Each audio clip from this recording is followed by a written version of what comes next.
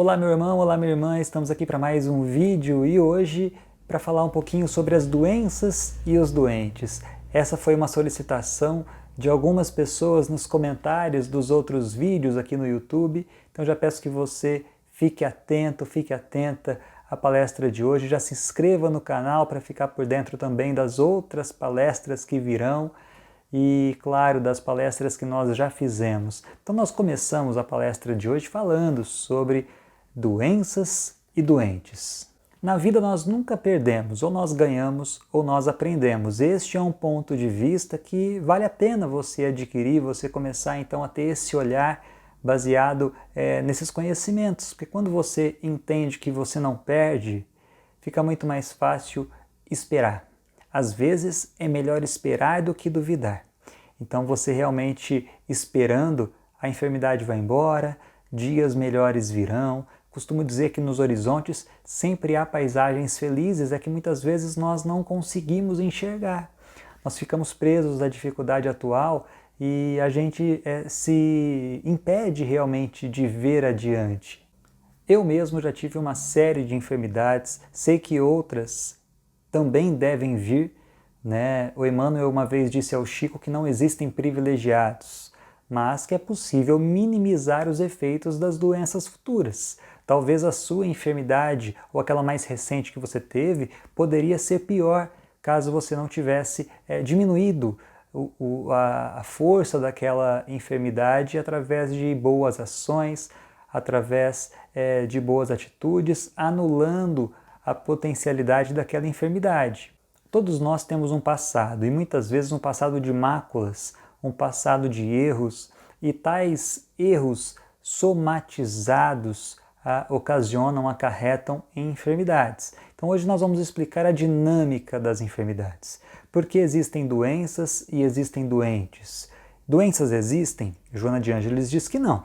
Segundo ela, existem doentes. Então nós vamos ter que entender um pouquinho mais acerca disso para conseguir tirar a melhor lição possível dessa palestra.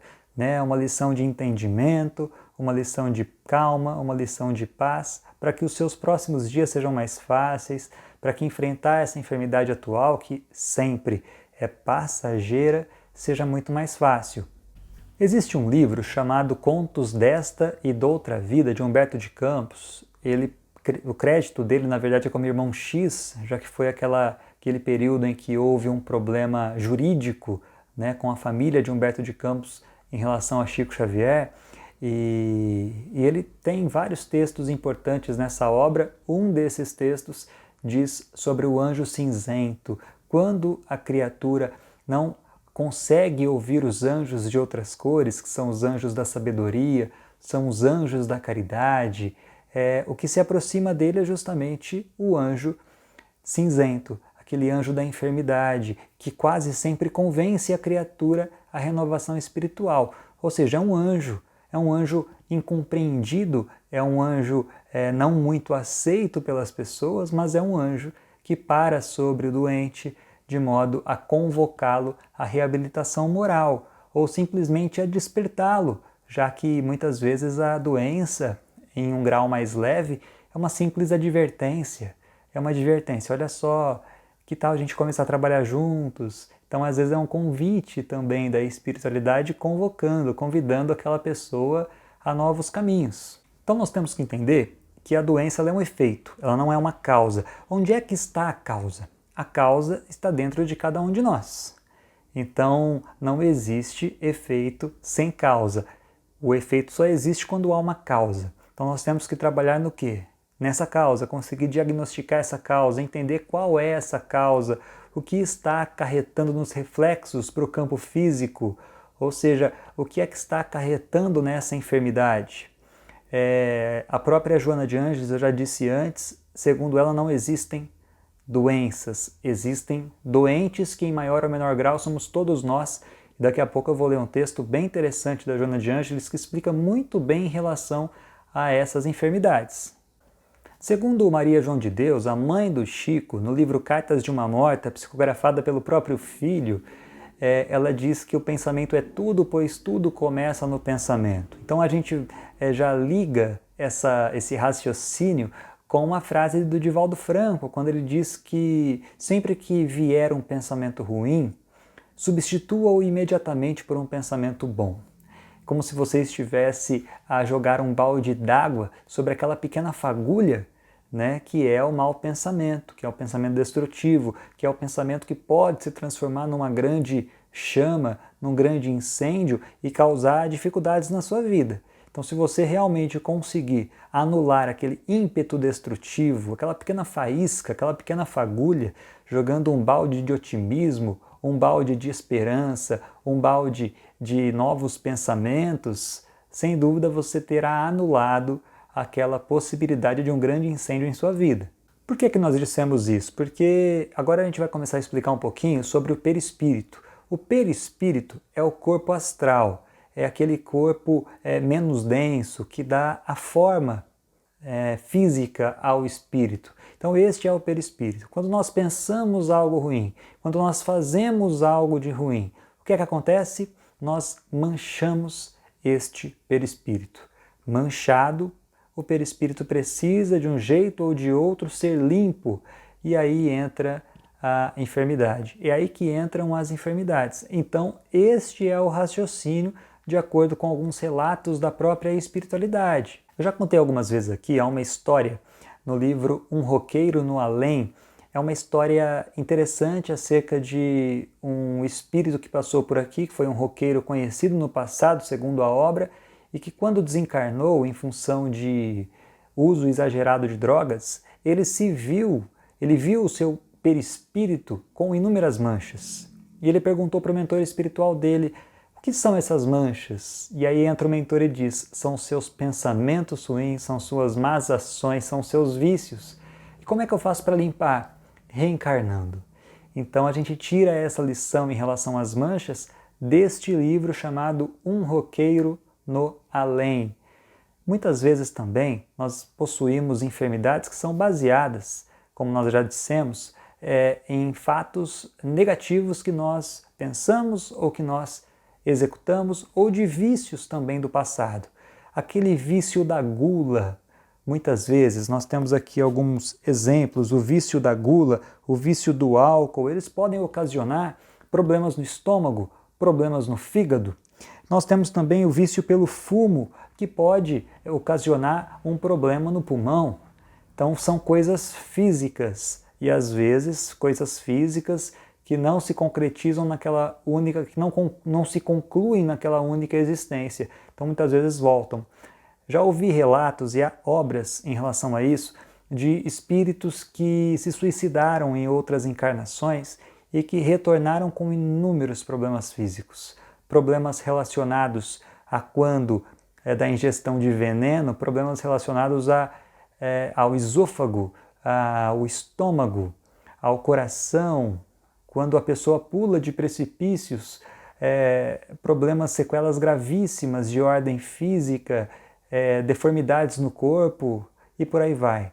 Então o suicídio ele traz essa série de relatos, né, em relação ao que acontece, em relação aos desdobramentos, né, já que o suicídio ele não finaliza o ser, ele não finaliza, ele apenas desconstrói. Ele desconstrói porque é preciso se reconstruir através do sofrimento temporário, né, aquele sofrimento que permite que o espírito alcance, então, o resgate necessário, o aprendizado, sobretudo o aprendizado. A gente ouve falar que Deus não pune, Deus educa. Então, nas dificuldades estão aprendizados e não punições. Então, Deus está permitindo, através das dificuldades, que nós possamos aprender, que nós possamos realmente nos reinventar, né? Sair daquelas cinzas, quais fênix em liberdade, quais fênix vencedoras, libertas de si mesmo, através do bom combate que deflagraram. Então ficaram as cinzas, mas o pássaro se renasce como uma grande fênix. E aí nós aprendemos, então, em relação aos porquês das doenças, né? Nós já demos alguns exemplos em relação a doenças pulmonares, a doenças de estômago, a doenças do coração, uma série de dificuldades, más ações, maus pensamentos, mágoa, rancor, ódio, a cólera, sentimentos ruins, vícios, tudo isso recai sobre os órgãos. No livro Nosso Lar, há um personagem, Lísias, e ele diz que o nosso corpo possui inúmeras reservas, incalculáveis reservas, mas não pode suportar ano e mais ano de maus tratos. Então, os maus tratos que nós nos referimos são os maus pensamentos, as más atitudes, as paixões, tudo isso acaba danificando, né? O desequilíbrio, de uma forma geral, desequilibra o corpo físico. E aí nós lemos um texto de Joana de Ângeles. Desde que o mundo é mundo, a humanidade tem lutado contra as enfermidades mais variadas. Quando consegue controlar uma delas, outras surgem mais cruéis e ameaçadoras. Tem-se lutado com ardor para extirpar as doenças da face da terra, mas por que é que não se consegue, já que a ciência moderna tem recursos fantásticos? A resposta é simples: tem-se buscado curar os efeitos e não as causas.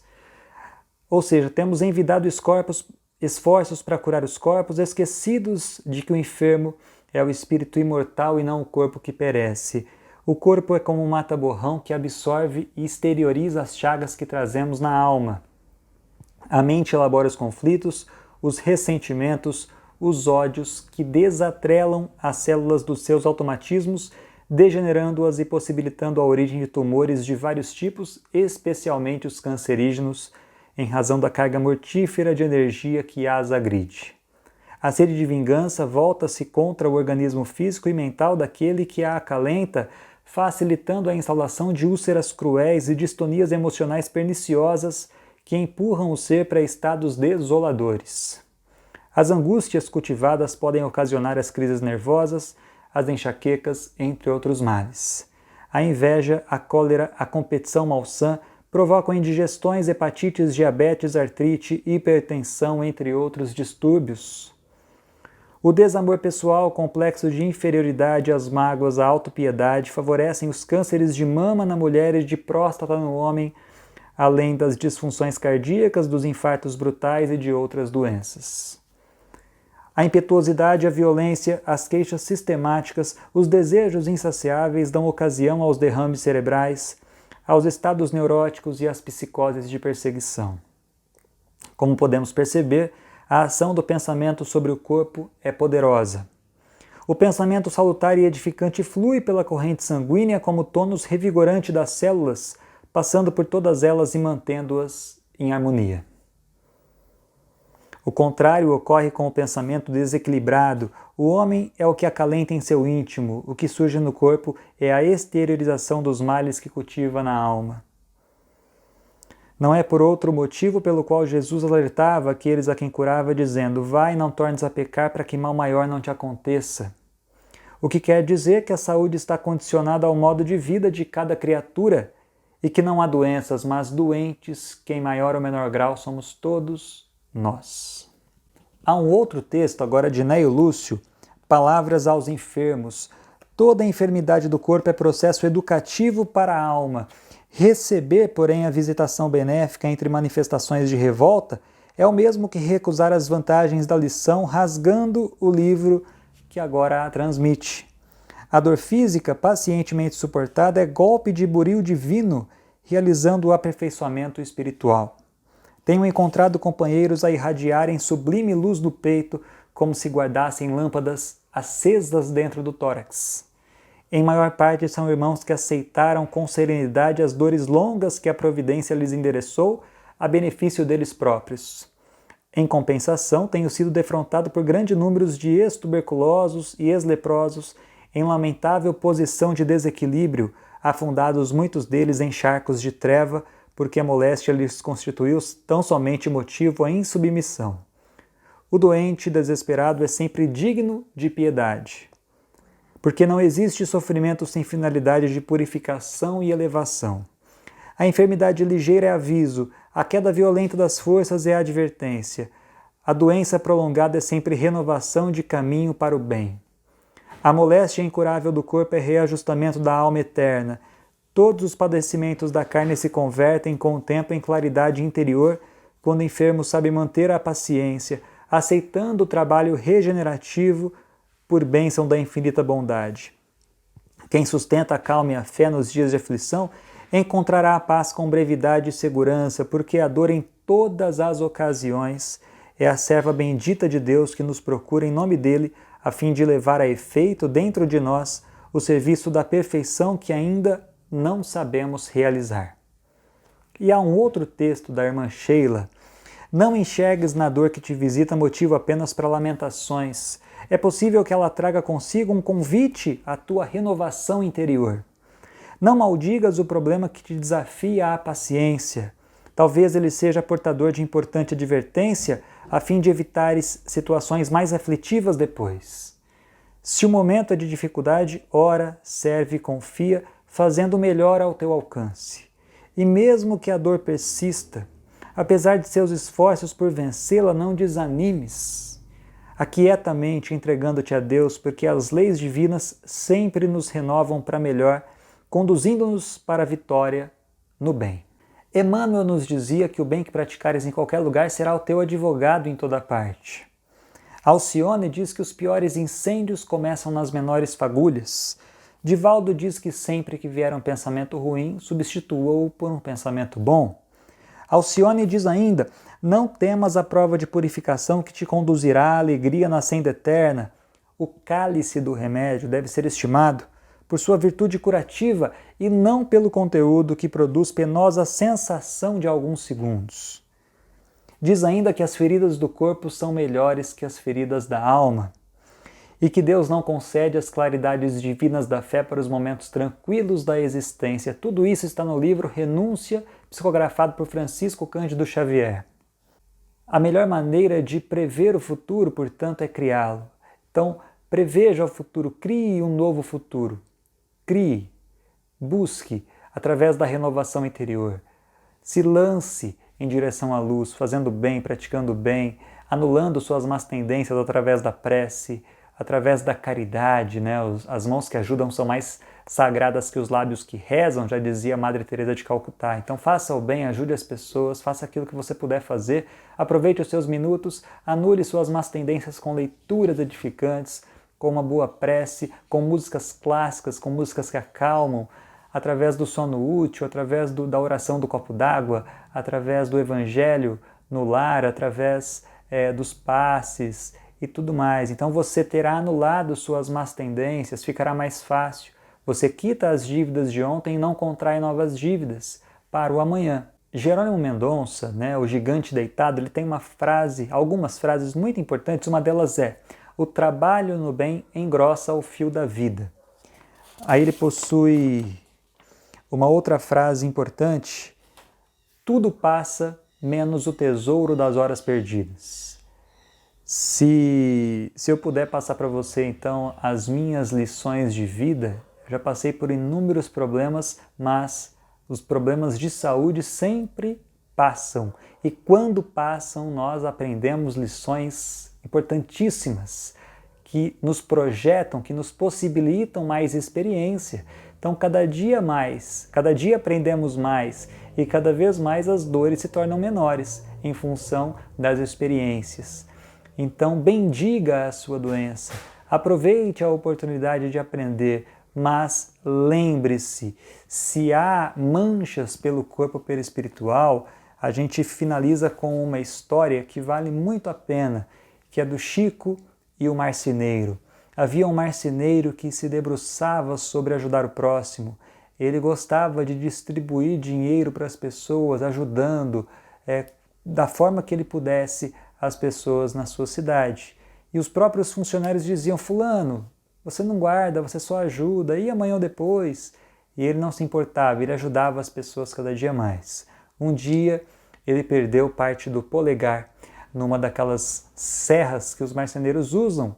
Então, preocupado, ele foi até o Chico e disse: Chico, minha vida inteira ajudando as pessoas e Deus me retribui dessa forma. E o Chico então recebe a presença de Emmanuel e diz: o Emmanuel diz para o Chico: diga a ele que nem sempre ele foi tão bonzinho assim. Houve um tempo em que ele, senhor de escravos, arrancava os braços daqueles que não trabalhavam direito ou daqueles que o aborreciam. Então ele havia plantado sobre si uma grande mancha em seu corpo astral, em seu perispírito, uma mancha do tamanho de um braço. Mas ele jogou tanta luz sobre o seu próprio corpo, né, através da caridade praticada, ele lançou tanta luz sobre si mesmo que aquela mancha foi reduzida para o tamanho de um dedo. Então, as dificuldades que enfrentamos na vida hoje poderiam ser piores. E se a gente trabalhar e ainda assim enfrentar a dificuldade que é resgate de ontem, lembremos-nos, poderia ser pior. Então vamos quitar as nossas dívidas com amor, fazendo bem, ajudando, evangelizando, fazendo todo o bem que nós pudermos fazer e buscando realmente o bom combate que é conosco para conosco. E aí, sem dúvida alguma, as nossas dores serão cada dia menores e as nossas alegrias cada dia maiores. Um beijo no seu coração e até a próxima palestra.